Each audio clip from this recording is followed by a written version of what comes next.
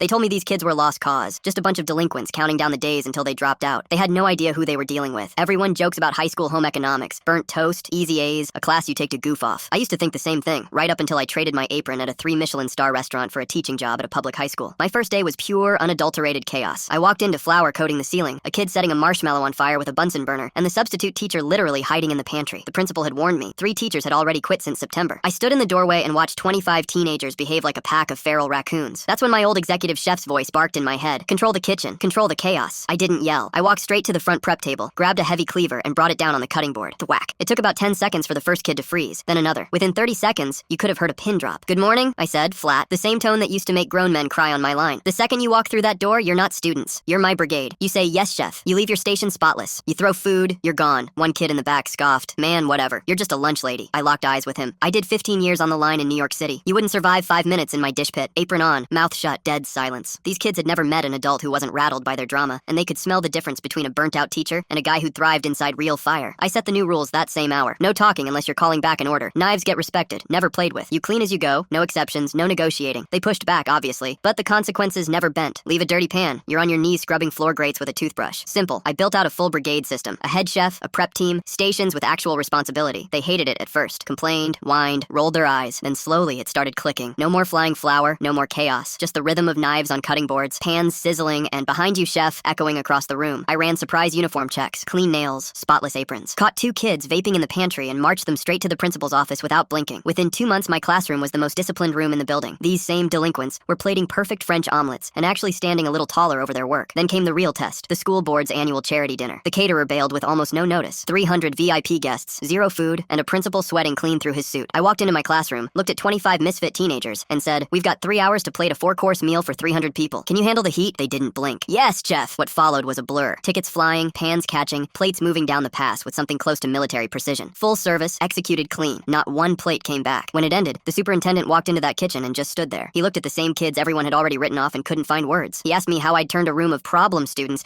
into a 5-star service line in 8 weeks. Same way you get 20 line cooks through a Friday dinner rush, I told him. Clear expectations, real respect, and never letting them believe failure was an option. After that, those kids wore their chef coats around school like Letterman jackets. By graduation, half of them were holding acceptance letters to culinary programs. Years later, I still get messages. One's running a kitchen in Chicago, another's got a food truck in Austin. They don't thank me for the omelets. They thank me for teaching them how to hold pressure without cracking and how to actually work as a team. That's when it hit me. Fine dining didn't just teach me how to cook. It taught me how to take something broken and chaotic and turn it into something worth remembering. Best job I ever had.